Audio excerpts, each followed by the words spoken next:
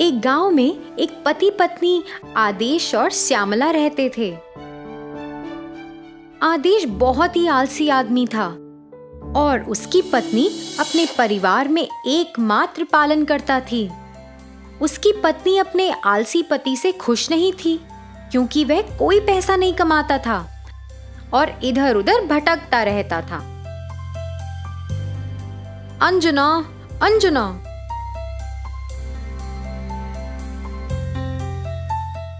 तुम मुझे इतना जोर से क्यों बुला रहे हो?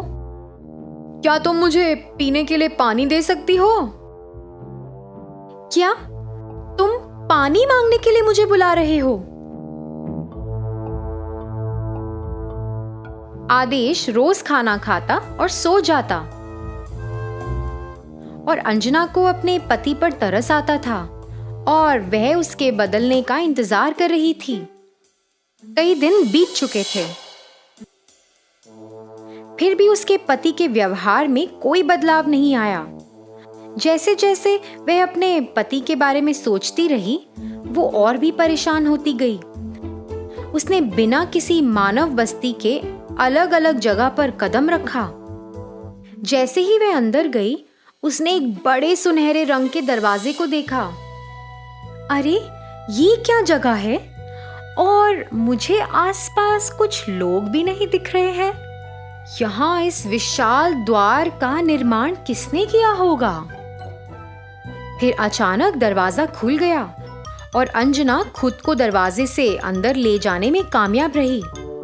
यह जगह तो बहुत मजेदार लगती है। यहाँ कितने सुंदर फूल और फल हैं। मैंने अपने पूरे जीवन में कभी इस तरह की जगह नहीं देखी। यह एक जादुई दुनिया लगती है। यह जानने की उत्सुकता में कि उसके आसपास क्या हो रहा था, वह चारों ओर देखने लगी। जैसे जैसे वह चलती रही, उसे पानी की छींटों की आवाज आ रही थी और जैसे ही वह उसकी ओर बढ़ी, उसने देखा कि पानी ताजा, साफ और काफी गहरा है। उसने लहर को आगे बढ़ते देखा और फिर अचानक उसकी नजर एक बूढ़े आदमी पर गई जो वहां बेहोश पड़ा था। वह उसके पास पहुंची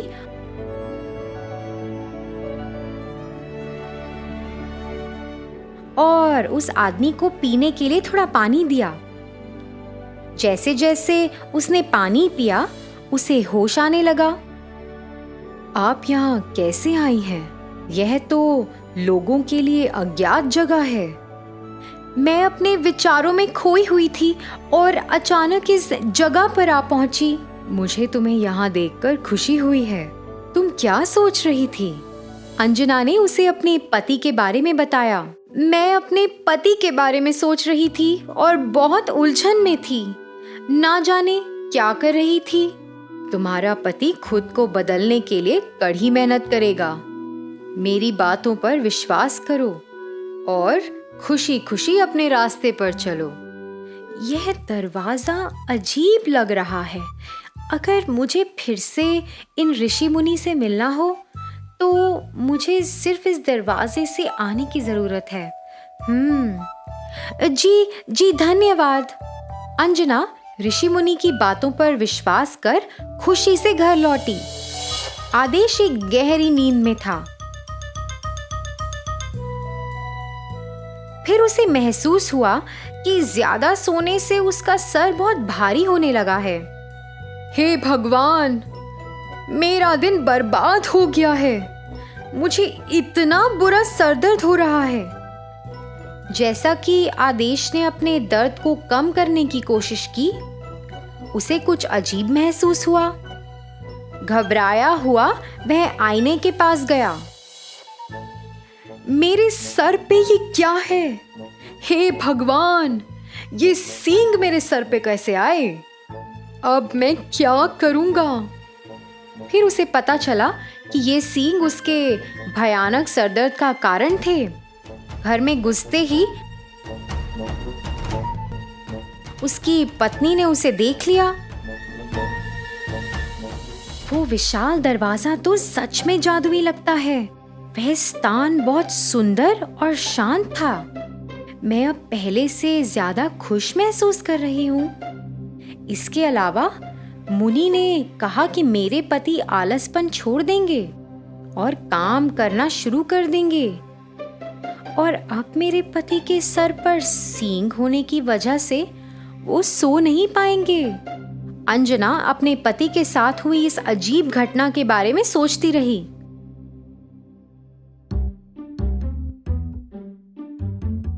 इस बीच उसके पति ने उसे बाधित कर दिया, यह जानकर कि वह अपने विचारों में खोई हुई है। अंजना, मुझे समझ नहीं आ रहा है, मेरे सिर पर सींग कैसे लगे? अगर कोई मुझे इन सींगों के साथ देखेगा तो क्या सोचेगा? आप चिंता मत करिए, जितना हो सके उतना काम करो। आपके काम करते समय सींग गायब हो जाएंगे। इस बात से आदेश को काफी सुकून मिला और वह अपनी पत्नी की बातों को सुनकर प्रेरित हुआ। उसने उसकी बातों को सावधानी से सुना और उसके साथ काम करना शुरू कर दिया। एक दिन आदेश ने देखा कि उसके सींग गायब हो गए हैं और वो बहुत खुश हुआ। वो अपनी पत्नी के साथ काम करता रहा और ऐसे ही कुछ दिन बीत गए। एक दिन वह जब काम कर रहा था तो उसने सोचा, मेरे पास अब कोई सींग नहीं है, आज मैं दिन भर सो सकता हूँ। जैसे जैसे आदेश ने अपना काम करना बंद किया, उसके सींग बढ़ने लगे। सींग की वजह से उसे जलन महसूस हुई। जैसे ही उसने अपने सिर पर हाथ रखा, उसने महसूस किया कि ये कितना भारी है और तुरंत वापस जाकर अपनी पत्नी को बताया। अगर आप बिना काम किए सोना चाहते हैं तो आपके सींग फिर से बढ़ने लगेंगे। हाँ, मैं सोने गया और मैंने ऐसा देखा, मेरे सींग तो फिर से बढ़ गए हैं। यदि आप सींग नहीं रखना चाहते तो कृपया रोजाना काम करें। सींग के बढ़ने के डर से आलसी आदेश रोज अपना काम करने लगा। मैं अब खाली नहीं रहूंगा, अब मैं अपनी पत्नी की मदद के बिना काम करूंगा। उसने खुद काम करना शुरू कर दिया और उसकी पत्नी घर का काम संभालती थी। मैं संकट में थी और एक ऋषि मुनि से मिली जब मैं बड़े अजीब दरवाजे से अंदर गई थी। उन्होंने ही मेरे पति का चाल चलन बदला है। मैं उनकी बहुत शुक्रगुजार हूँ।